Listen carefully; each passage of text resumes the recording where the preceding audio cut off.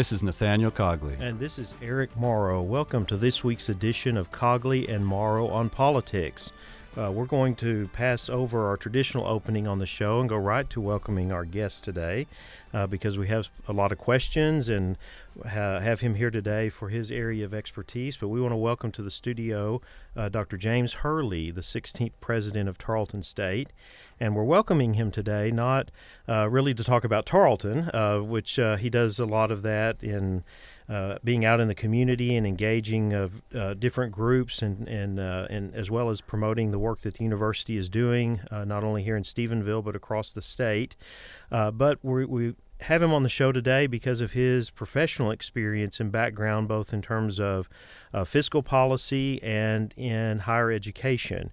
Dr. Hurley has had a 23-year career in education as an instructor, professor, dean, vice president, and president, but he also has experience in those positions in terms of not just university operations and really the financial side of it, but how that in terms of higher education relates to the economy, to economic issues, to state fiscal policy, and of course here on our show in dealing with political issues on a week-to-week basis with depth and civility, we'd like to say with the show.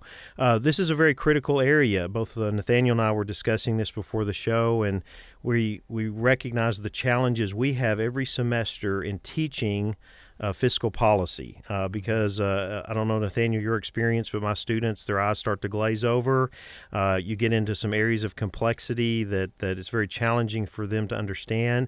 But in having Dr. Hurley here today, it's really putting an emphasis on how really critical this area is, not just for us in higher education and just understanding it politically, but really for our listeners for all of us to gain a deeper understanding of the complexity of this and how all of it either works or provides direction, impacts politics and elections.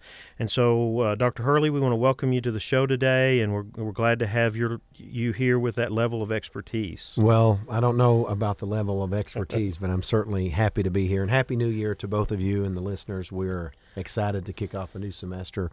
But more importantly, I want to thank both of you for bringing this program to the public for awareness. You both are national experts. I mean, you've been quoted across the country often, and so it's important that we do try to educate not only our students but the region. You'll hear me talk about regionalism today, as you've heard me talk about it a lot since I've been here.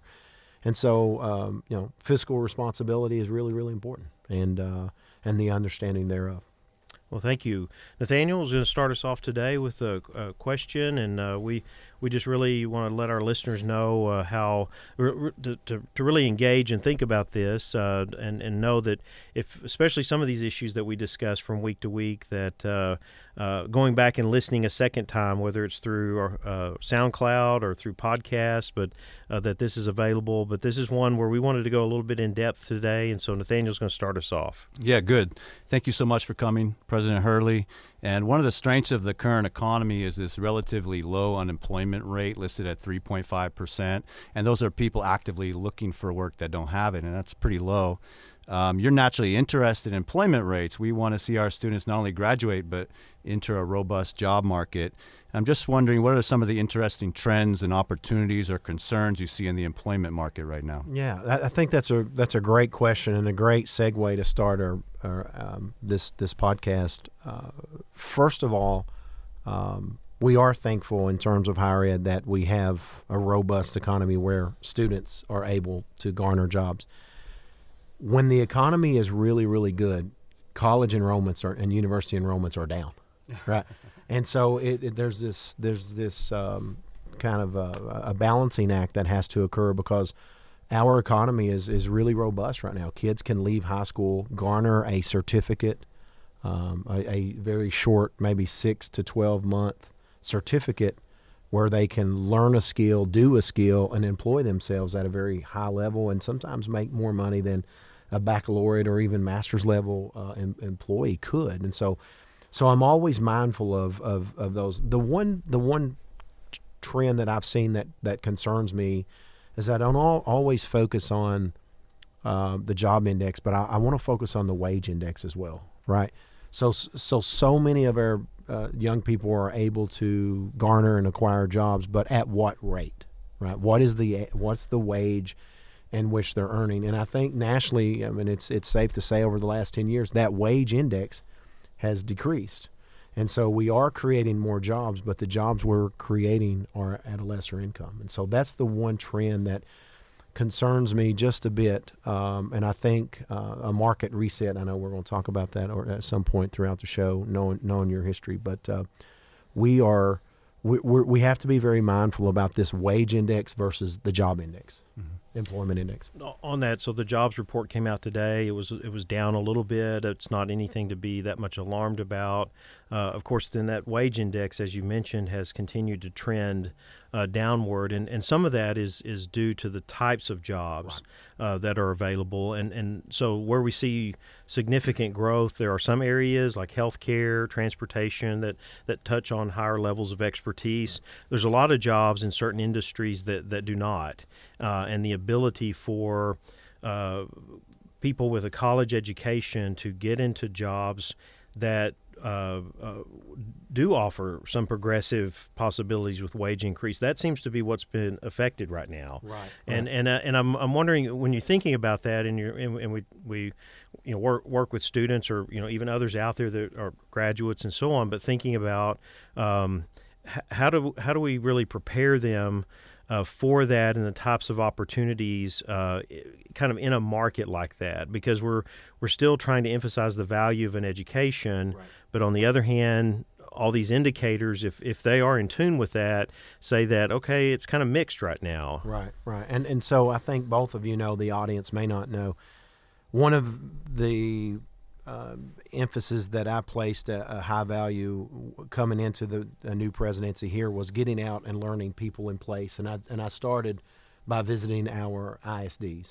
right, the P12 sector of education. And when I talk to students, some of the students often say, well, I don't know if I can afford higher education. And my answer is you can't afford not to obtain a degree, because the new baccalaureate degree has replaced the old high school diploma just for a service level job, right? And so now we're thinking about not what is a P16 model, but more of a P20, more P24 level, because so many of these students are matriculating through, they're garnering an associate's degree in high school. They want to get a bachelor's degree. They're 19 or 20 years old, and they think they're ready for the workforce, right? And they're not adequately prepared socially. I think the more time they have in the classrooms with their professors, the better they are prepared for post-life, if you will. I'm sorry, post their baccalaureate experience. And so that's a great point. So we have to be mindful of this balancing act. And we're now in a society of titles, and where degrees and certificates are going to become more valued. So how do we in higher education educate the public on what is a good investment? The national student debt loan now is about $28,000 per undergraduate student that's graduating from a public institution. I know if they graduate from a four-year private, it's a little higher than that. So following up on that student loan situation, we see that student loan debt has been going up. It's entered into the political discussion. We have candidates for president talking about tuition-free education or student loan forgiveness programs. And I always say these things are easier said than done. You create all these reverse incentives, and who's going to pay for that free education? But it does seem to be an issue that overall student debt is headed up. What type of policies would you recommend around student loan debt situations? Well, for me, let's start with the number. We know the 2000, I think this was the College Board statistic. Our national student debt is now $1.4 trillion, just in the United States alone, $1.4 trillion. And a majority of that, though, we have to keep in mind, it comes from the medical profession sector of loans. So if you're a doc, a vet, a dentist, and you're going through those professional medical programs, obviously the cost of attendance is much higher, and you're maxing out that $280,000 plus threshold that you're eligible to max out. So I also want to be careful when I often talk to our undergraduate students here and they talk about the debt. Their debt is still relatively low compared to those professional medical debt loads. So let's, for the sake of this conversation, free isn't better, right? Because you're exactly right. Someone has to pay for that. And who pays for that? I do believe that there's great value in a student having, I use the term skin in the game. They have to understand the value of their degree and how hard it was to obtain, because then I think that perpetuates successes in life. And so how do we balance this loan versus repayment? I'm a big believer in loan repayment if a student is going into an area of need, of great need, and also into a region where we have underserved, right? And so be it engineering, medical, whatever. Getting into the areas where of rural America, for example, where we have no primary care physicians. Those students, I believe, should be repaid through some type of federal form. Mm-hmm. Yeah, and that way you can incentivize the sectors that are largely needed versus maybe creating a negative incentive of someone just, going through the motions of an education. And oftentimes when I advise students, I use this phrase, you tell me if it's a good one or not, but it's good to reverse engineer your career. Like think that career you want and then think of the degree that's going to help you apply. And this is good to start with the goal in mind and work by reverse engineering that process. Is that advice you recommend? That's the same advice I give these high school students that we're recruiting. The notion that you go to college and you think, because the national average, I think, don't hold me to this, but it's roughly 3.5 times, 3.2 times that a student will change their degree. Well, that's not necessarily a good thing, right? Take some time before you predetermine what you think you want to do. And that's the place like Tarleton. We give that Renaissance education through the gen ed, and they can dabble into a lot of different disciplines and really learn and try to figure out where they're passionate. And I tell kids, don't follow money, follow passion, because the money will figure its way. That will sort itself through. But follow your passion and be passionate about what you want to do. But your advice is spot on. Covey teaches us, start with the end in mind. Mm-hmm. And when you're passionate, that just drives your energy to work and be productive and be successful in your career. For some of our listeners that may have seen some of the articles that have come out of the news stories on universities in Texas that are offering free tuition to students, and we've seen some of these. And I think part of it is understanding that when you're looking at this in a political discussion where they're talking about federal, state government partnering or so forth, and then systems here in our state where this is not being driven by the state. These are individual institutions or systems that have the resources that are saying, okay, if your household income is a certain level, then we'll cover a certain amount of your tuition and so forth. So that kind of leads us into this area of state fiscal policy, which we're in a state that, and even considering the idea of offering free tuition across the state would be very, very challenging, not only in the way that we've structured our fiscal policy in this state, but just in terms of how would you pay for it? I mean, the question of who and what, when we're in a mode and have been for the last 30 or 40 years where it's take a step forward and then sometimes two steps backwards on generating the revenue that's needed to address all areas that we're expecting state government to do. And so based on your experience, you've been in higher ed in 3 different states. You've engaged with this. It's really always on the minds, especially I know as a position I've moved into here at Tarleton, it's always in front of you because you're always looking at how do you cover this and pay for that. We're looking ahead to another fiscal cycle. And what do you see are some of the differences that you've experienced, maybe some of the positives that you've seen and how, especially given we're a state institution and the way state governments have addressed that, what do you see some of those challenges going forward, especially given the model in which we fund higher ed in the state of Texas? So that's a great question. And I have had the good fortune of serving as president in 3 different states. And so I want to start with Kentucky very quickly because each state, fiscal policy, especially when it is concerning higher education funding, P-12 funding, secondary funding, whatever the verbiage is in each state, it's similar, but it's different. So in Kentucky, very much like Texas, we were dependent upon one industry, and that was the coal industry. And so we saw during the point where had the good fortune of working for Governor Paul Patton of Kentucky, we saw coal sales at a very high level. And so we had what was called the severance tax on the coal severance tax fund. And when we were mining a lot of coal, then that fund was very large because of the tax off of each ton, et cetera. And it's very similar to Texas with our PUF funding, right? I mean, our permanent university funding that really supports the University of Texas and Texas A&M system is primarily based on oil production.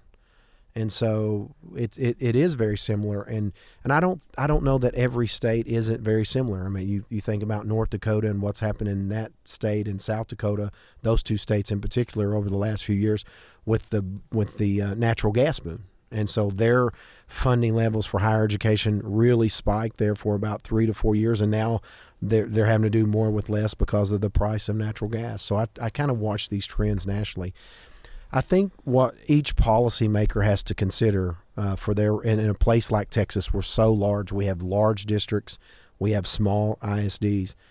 It's really based on where do we want, starting with the end in mind, where do we want to see educational attainment levels 25 years from now? And so I think, I urge our lawmakers that we cannot afford to invest more into higher education. Simultaneously, we cannot afford not to invest more in our secondary or P-12 sectors as well.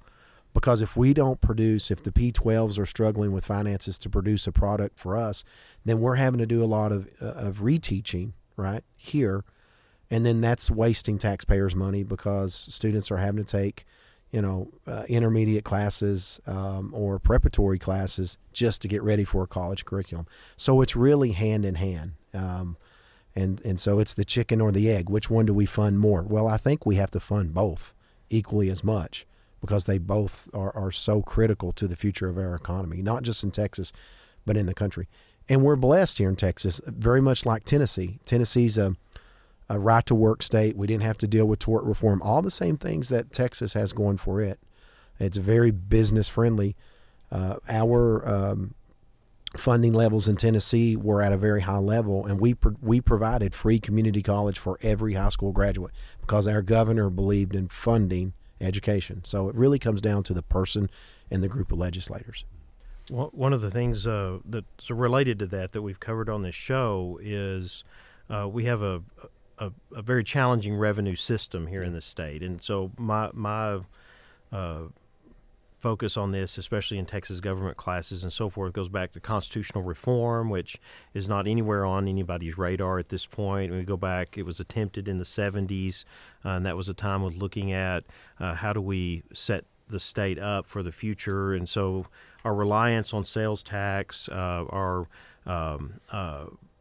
reliance on trying to find little pockets of resources and money, fees here and so on to put it all together, and then also being very susceptible to recession. Right. What's been driving this and keeping it going has been Texas being a business-friendly state, so you have more businesses locating, creating job creation, demographic growth, right, which generates demand for housing and infrastructure. Some are saying that while we have an occasional crisis that has an impact, that we're kind of leading toward this point in time where maybe we may have multiple crises that may create those challenges. And kind of looking ahead, I'm not meant to get off on talking about constitutional reform and all that's another topic and so forth. But this has such a direct impact on higher education, and while we've seen a significant period of growth here at Tarleton, we know that's more moderated now, but has some potential as well. How do when you look ahead? I mean, I know I've heard you speak in talking about the vision and forward thinking on the part of the university. Where do you see the viability and the strengths of an institution like we have here in our state system? And knowing that we're probably going to go through some more times like that, we're going to have some challenges, and how do you prepare yourself hoping that, okay, we hope it doesn't come, we hope we continue, but you got to be thinking about that it's happened almost every decade. We go through a period like that, and then we've got to think about, well, where do we rest on our strengths to kind of keep moving forward and providing what we know that each generation needs in terms of higher ed. Yeah, that's a great thought. And so for us in higher ed, all across the country, right, we're blessed that we're getting ready to enter into a census tracking year, right? And so in the next 12 to 16 months, we'll know census data. We'll know demographics of how many 19 to 30-year-old, pick any sector of human. And so that's a blessing, especially at a place like Tarleton, because we're also in the process where we're sunsetting an outgoing strategic plan, and we're getting ready to start the planning process for a new strategic plan, which I think has to be aligned with the 10 years. I think when you have successional planning or you have strategic planning, to only think about the next year to 2 years, 3 years is really short-sighted. So I've made it very clear, you've heard me say that our strategic plan will carry us through 2030. And yes, we will have resets throughout the strategic plan, as we should. We shouldn't create a roadmap and say this is the only destination, right? I mean, the roadmap is this is the possibilities and the pathways of getting there. And so that has to be aligned with, the demographic census, because the demographic census will drive fiscal policy. It's going to drive decisions of lawmakers. In what areas of the state will more resources be invested? Those are obviously the areas that are going to see significant population growth. And what in Greater Stephenville, here where we are, where main campus is located, what does that look like for us, right, over the next 10 years? And so I think it's a beautiful time to do what we're doing, because we really need to take that data and utilize it, embed it, and ensure that we are thinking about how does the growth of Texas, and we know we're growing because we will see an increase in baby births, and we will see an increase in high school graduates over the next 15 years. The demographers made that very clear. The type of individual that is graduating from high school, we know that the Hispanic will be the majority. And so how do we adjust, what we have done, not only at Tarleton, but in higher ed period? And I think that's a good thing, right? That's a good thing. We know we have more females in the state of Texas that will be graduating over that 15-year period. And so how do we ensure that we're offering the programs and the degrees that both are male and female students, because they think differently. Right now, the hot, among male students in high school or in Texas is engineering. And we're seeing more and more females starting to enter the engineering field, which is a great thing. But more of our females still tend to pursue education and healthcare. So are we being adaptive, and are we being, sensitive to meeting the needs of all of our students of all colors? And that's who Tarleton, in my opinion, is. I'm sure in terms of your strategic planning, and as you're mentioning a 10-year window, you're looking at those demographic trends, and you're probably also looking at the national economy and how you think it might perform. Right now, we see the stock market, housing prices all-time high. I'll slip in here that my wife and I are particularly interested because we haven't bought yet, but we might buy. So Good. Do you think this the current high values of these assets are justified by underlying fundamentals, or do you think the market's due for a correction in the next 10 years? I think we'll see a small correction, but I also think that we're in the new normal. Right, and I do believe that we'll see the stock market reach 40,000 on the Dow level, and simply because it's a new normal, and it's just a number. It's really the metrics that I want to look at are the performance indicators for each stock. What is the yield? What's the return for each investor?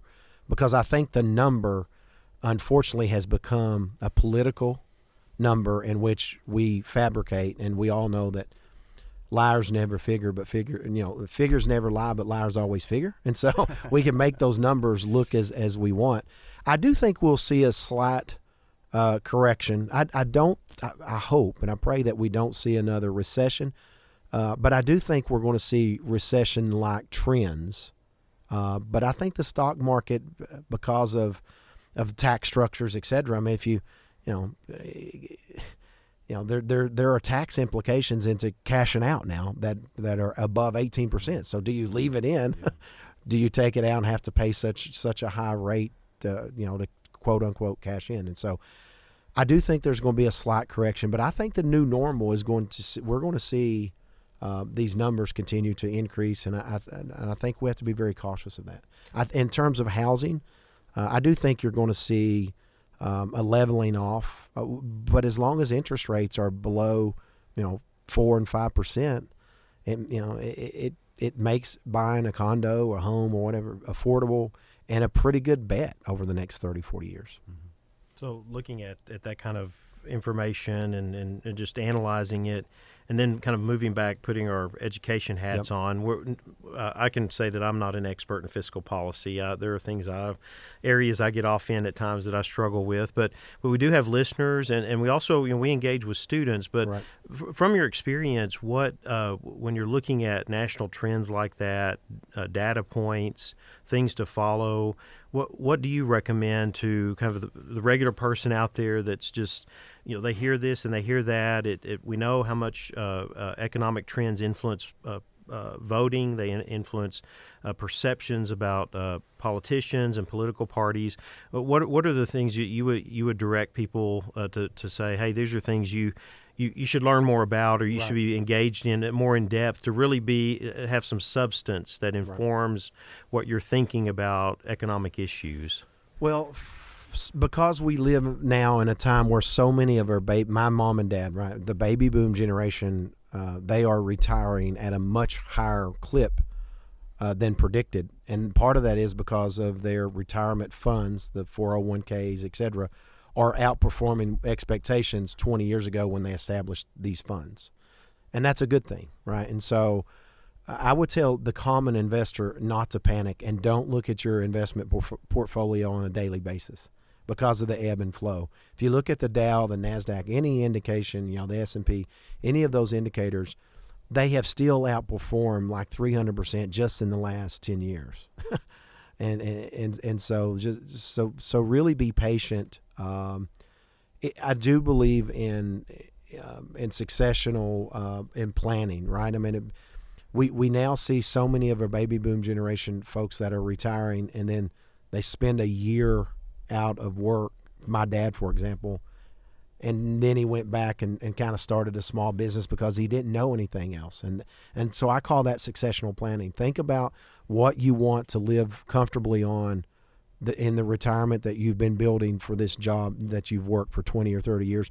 But also think about what could be out there after retirement on a part-time basis or whatever, just to kind of fulfill that need that you have every day to do something to better society. So I think the market resets that I do think will occur, we shouldn't panic, because at the end of the day, we've far outperformed in our investment portfolios than we have it. In terms of politics, every politician, I mean, if you look at how the economy is performing now, the Democrats will clearly say that it's because of the fiscal policies that the previous administration, the Obama administration, laid out, and thus it takes 8 to 10 years. We used to call it Reaganomics and all those things. This country has survived because, and we've had Democrats, independents, Republicans, whomever leading. This country, we have the largest GDP in the world. And so everything offsets or resets off of us. And we're going to be okay, right? We're going to be okay. We have a lot of smart people that are in positions, regardless of who's leading the country or not. We're going to do okay. Mm-hmm. Very good. Your reference to politicians is very interesting. I know, having been president in 3 universities, not only do you deal with the advocating for the staff and the faculty and the institution itself, but that brings you into direct contact with politicians at both the state and federal level. And I'm sure that's kind of more of an art, as you learn the art of being diplomatic and interacting with them and trying to be effective right. in advocating for your students, your faculty, your institution. Is there any insights you have in terms of interacting with politicians and effectively developing a relationship? Yeah, that's a good question. And I think first and foremost, we have to be honest and forthright and transparent with our political leaders. So often we're so worried about whether they think we're a good leader or a bad leader, or a good institution or a bad institution, because something happened, right? Or something's not going just as planned. And that's okay. What I've found is politicians, our political leaders, would much rather be informed than surprised. Right. So never surprise your boss, never surprise a political leader, and certainly someone that you have out there advocating on your behalf. And I work very hard on cultivating those relationships, constantly inviting them to campus. But I'm consistently on the phone with our senators and our state reps, just ensuring that they know what's going on, inviting them to things that are, I know they can't come to every event, but just saying, hey, this is your institution. We'd love to have you. And again, that transparency, being transparent, but you have to be able to articulate a vision, because at the end of the day, they're representing more constituents than just Tarleton State. And so how does our vision fit into the greater good of the community, the region, the state, the country? And it would seem natural that in your private conversations, you're able to have a more candid discussion than politicians would when they're making a public statement. Yeah, and that's the key is having those one-on-one conversations. I mean, I often text our state reps and just pick up the phone and call and say, hey, I don't want you to be surprised. This is what's going on. This is some news that may be breaking, and I just want you to have a heads up first. And those one-on-one relationships are very, very important.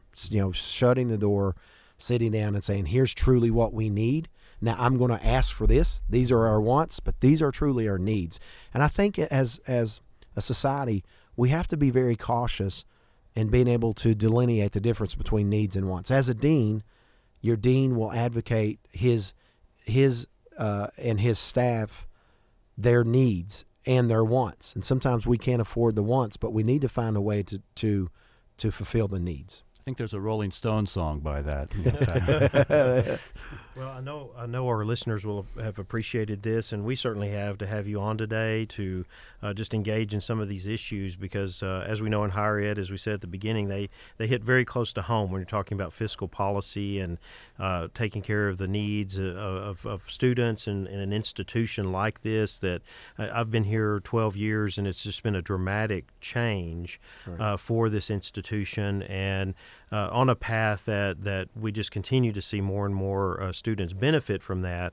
But then on the other hand, and this is one area that we've gotten into with teaching, is it's also preparing those students to engage with these kinds of issues and have a deeper awareness and understanding of how some of this work or doesn't work around us. And so that kind of civic engagement, I know that's been a part of your background as well. And as we kind of conclude this today, just in terms of that focus of civic engagement as it relates to not just higher ed, but economics and fiscal policy, what would you encourage our listeners and our students here and to focus on as they go forward? Well, I would start with the listeners, which is a different set of individuals than our students, is to accept new normals, right, and to accept that our high school and college graduates think differently, and they're more tech savvy, right? I mean, this is the most tech savvy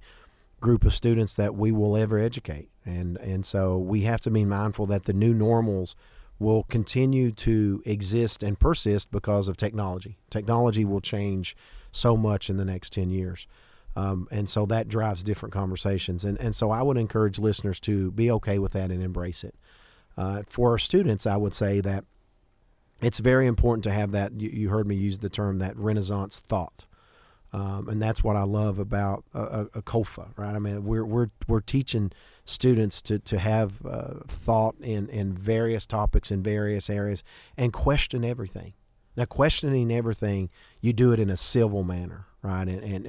But that civic engagement, that the ability to put others above yourself, I think that's what makes the millennials so special. We thought that they were going to be a very selfish group of students coming through to educate, and they've been the opposite. If it's not in the best interest of everyone, they're not interested in doing it, and that's a good thing. That's a good thing for this country. And the Gen Zs and the Gen Xers that are coming behind, I think they'll have that same mentality. So it's about that civic engagement, giving back civically to your community to make it better. Well, in terms of civic engagement, you've certainly shown that today. You know, it's been an honor to have you on the show. You certainly didn't have to come on the show. You volunteered, and we were very honored to have you here. I think this was a very interesting discussion for both us and the surrounding community. Yes, we definitely appreciate your time. We know you have a very busy schedule, but we also knowing our lack of experience in some of these areas, but to be able to have you on and interact and kind of look at some of these things where higher ed, economic, fiscal policy intersect. I mean, these are critical issues that we want our listeners to be aware of. So thank you, Dr. Hurley, for joining us today. Well, thank you, and thank you for bringing awareness and creating a dialogue and a platform to have the conversation. And that's what's key, is to have the conversation. None of us have the right answers. None of us have all the answers, but collectively we'll figure it out. Awesome. We'll be right back with more Cogley and Morrow after the break. Is classic jazz what you swing to? Then listen to Hank Jones and Mike Pierce on Essential Jazz, 1 to 3 Tuesdays, right here on KTRL-FM 90.5. Come on, smile. Oh, honey, he's still not smiling. Maybe he's not a smiler. Yeah, maybe he's just not a happy baby. Maybe he's just being a boy. Or maybe he's teething. Maybe it's just a phase. Maybe he has autism, and we can definitely do something to help. Maybe is all you need to find out more about autism. No big, joyful smiles by 6 months is one early sign. Learn the others at autismspeaks.org/signs. Brought to you by Autism Speaks and the Ad Council. Politics can be confusing, but Cogley and Morrow have your back. Follow them on Facebook. Search Cogley and Morrow On Politics to stay up to date with the show and for all of the sources to follow right along. Cogley and Morrow is a production of the Tarleton Radio Network. Welcome back to Cogley and Morrow On Politics.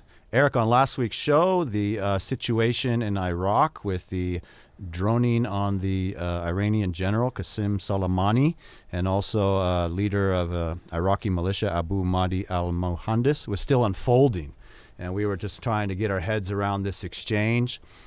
Since then, the government of Iran did retaliate. They did shoot missiles at 2 U.S. air bases in Iraq, but no American casualties in that exchange.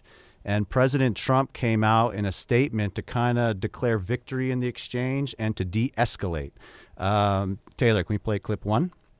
As long as I'm president of the United States, Iran will never be allowed to have a nuclear weapon. Good morning. I'm pleased to inform you the American people should be extremely grateful and happy. No Americans were harmed in last night's attack by the Iranian regime. We suffered no casualties. All of our soldiers are safe, and only minimal damage was sustained at our military bases. Our great American forces are prepared for anything. Iran appears to be standing down, which is a good thing for all parties concerned and a very good thing for the world. Okay, good. So a lot of interesting was we've used the phrase state sponsor of terrorism for a while. This individual, Qasem Soleimani, was kind of a person who fit that description. And President Trump said, I'm going to treat you as a terrorist and take you out. A lot of people were concerned because he was a high-level general in the Iranian military. And we heard a lot of concerns. We're headed to World War III. What's the response going to be? And we see here that both sides seem to have de-escalated. There were some retribution attacks, but no one killed. And Trump has taken the opportunity not to say, hey, don't shoot missiles at us, we're going to come back with more, but saying kind of we won that exchange. We're going to now declare victory on the exchange and hold Iran to a standard of no nuclear weapons and stop funding terrorist activities. But what do you hear when you hear President Trump de-escalating here and declaring kind of victory on the exchange? Well, I think there's a couple of things. One is it really starts to transition this now away from the tension that has been developing over the motivations, or at least looking at the intelligence and the reasons why Trump gave the order to assassinate Soleimani. I think that helps in one way because now this thing hasn't escalated with looking back and saying, okay, what did we get into? I mean, I've heard some people talking about the chain of events that led to our engagement in Vietnam, being something very similar where there's, a volley here and there, and then all of a sudden American interests are fully engaged in something that ends so tragically.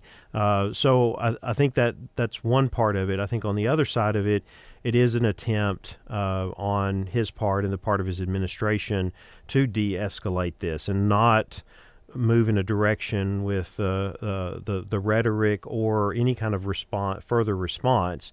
That being said, I don't think this is over. We started talking about this last week, and I'm glad we had time to come back to this because it has been very dominant in the news. It's driving politics right now, even though we have the impeachment still lingering there, which I'm sure in limbo. Right? Yes, we'll get back to in a show or two. But when we know, if you read the background of Soleimani, someone who has been a target of the U.S., at least in awareness of what he's doing for a long time, I mean more than a decade, that his engagement with other terrorist groups, and so you mentioned the state-sponsored terrorism, I think we're probably in for some repercussions of this for years to come, we know many of these groups always have plans in place. Their ability to carry out those attacks in a way that would create the most impact is very challenging because of our intelligence,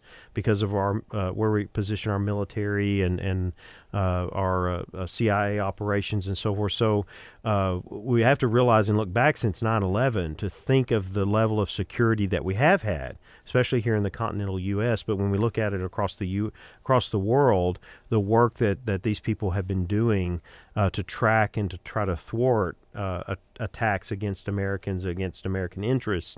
But I think that something like this triggers those plans where I think we're going to see some of these groups probably try to do some things. Now, to what extent, again, we don't know. There have been numerous attempts throughout the almost last 2 decades, but I think that the mode here is shifting, and I'm hoping the administration is shifting in that mode as well, is watchfulness and being very careful going forward because there are more things to come. Yeah, and we certainly might see other strikes, but it seems to me like these groups were already trying to strike us, already getting out of there. And it seems it's been interesting to watch President Trump, who did not run on let's occupy the Middle East. In fact, he's very critical of George Bush, but he was trying to find that middle ground. Bush had this idea of nation building and actually occupying on the ground the villages and installing a government and democracy in the Middle East.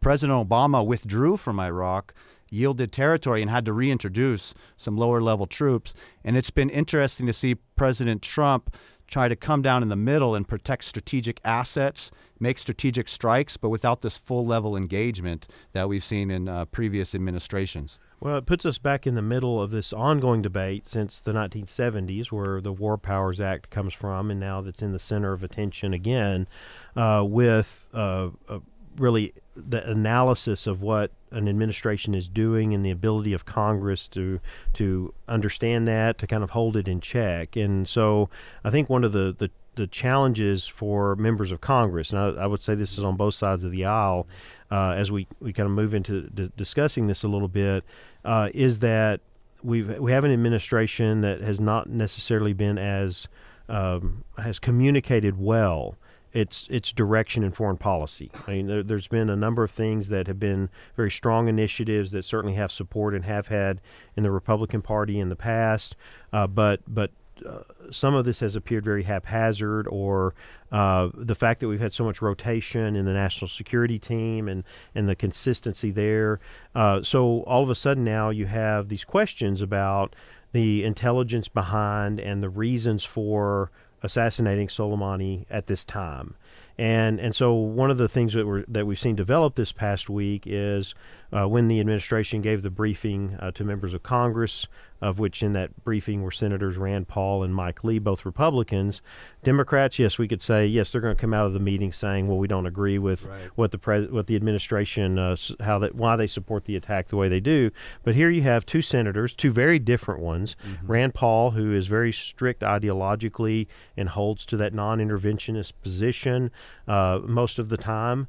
Mike Lee, though, not so much, a supporter of President Trump, but is coming out saying, hey, wait a minute, I'm not hearing all the things that I need to hear that would really lend support as to why the trigger was pulled on this assassination. And so I think that raises some critical questions. My concern with this is not so much about the motivations. I think many people who, if you understand the office of the presidency and even members of Congress, if the president needs to act, he acts. And then he needs to be willing to support that and account for the reasons for that. And I don't see the criticism from Paul or Lee coming from that. I think in the end, they're concerned about, and what's really come out of this is questioning whether you can question an act like this. Exactly. And then thus it's questioning your patriotism. So here you have Lindsey Graham now, who comes out and says, well, they're emboldening the enemy. They're contributing in helping the enemy by not being in line, in lockstep here with what the president is doing. And that, to me, we move back into something we saw during the Bush administration after the invasion of Iraq, where members of the administration were saying, "Hey, if you question what we're doing, you're unpatriotic." And my understanding of the way we govern ourselves, that freedom to be able to question the reason why we have checks and balances in place, I think that's very important. And to question that. Rather than to say, okay, we may disagree on a decision that's made or why it was made, but we don't disagree on the fact that we can openly discuss this or question it, even if it's behind closed doors. It's not public information that needs to be said, but we've elected those leaders to be able to evaluate this and to do what they're constitutionally empowered to do. Yeah, exactly. And it was Mike Lee's clip that got played a lot on the mainstream media. And when I went to record the clip, I wanted to get the full clip because he actually praises President Trump into that clip. But that clip is pretty critical of the briefing that he received and this kind of question of whether or not the senators have a role here. Can we play clip 2 of Mike Lee, Taylor? We just left the briefing, and we were talking about Iran. I want to state at the outset, I support President Trump. I support and respect the manner in which he has approached his commander-in-chief powers. I believe that more than any other president in my lifetime, President Trump has shown a lot of restraint. He's been reluctant to get us involved in wars all over the globe. He's been very mindful and respectful of the fact that when the American people were asked to give up blood and treasure, they're sending off their sons and their daughters, their moms and their dads into battlefield. And he's therefore very careful about it. I respect that enormously. My comments at the moment are not directed toward the attack that occurred on Friday. We'll leave that to another day. I will say that we were brought into this briefing today to talk to us about that attack on Friday.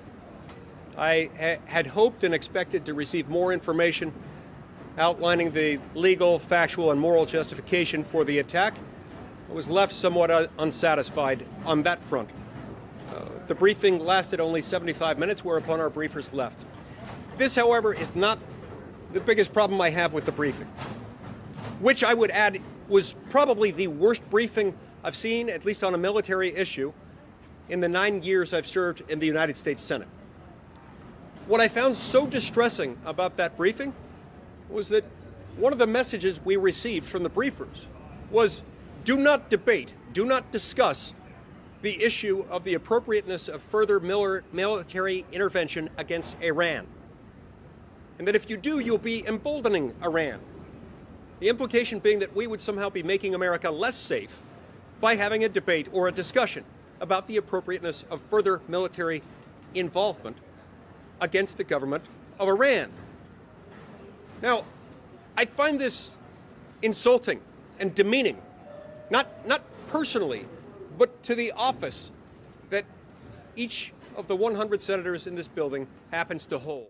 All right, Eric. So we see in that full clip, and the media is not running the full clip, but he actually praises President Trump. He doesn't question his decision-making, but he's clearly disturbed by the lack of information he felt he got in the briefing, which was not President Trump's briefing. It was the Department of Defense and the CIA giving a briefing, but also this idea that the Senate should just support the president here and not discuss or debate this ongoing issue. Right, and I think this presents a significant challenge to the atmosphere in which we find very polarizing in our country right now. This doesn't help the debate. It doesn't help us find,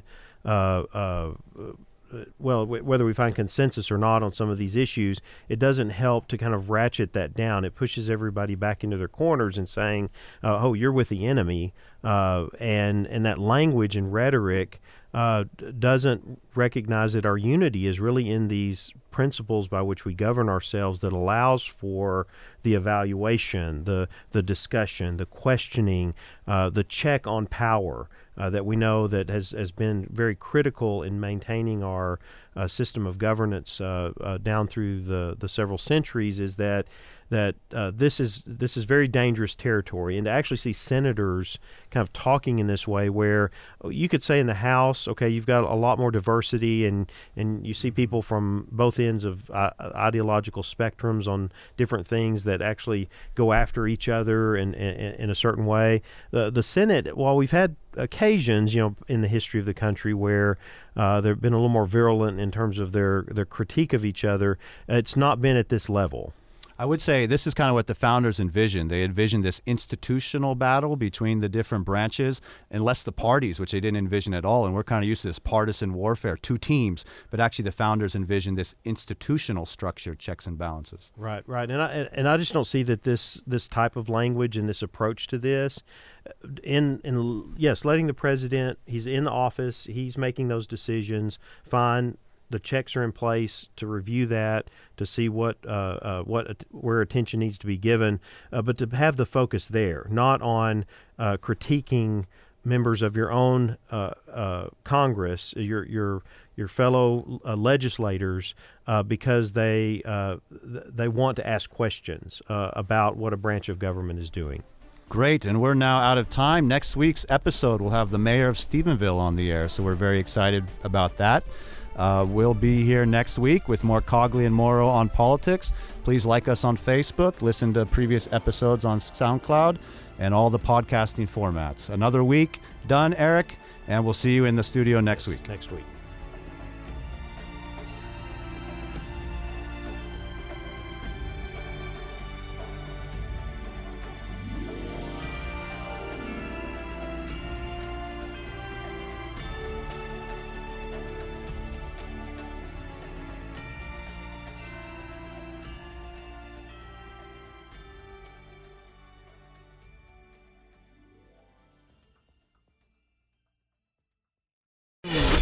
This has been a Tarleton Radio Network podcast with production from AJ Heyer and Taylor Welch. Find more great shows by searching Tarleton Radio Network wherever you get your podcasts.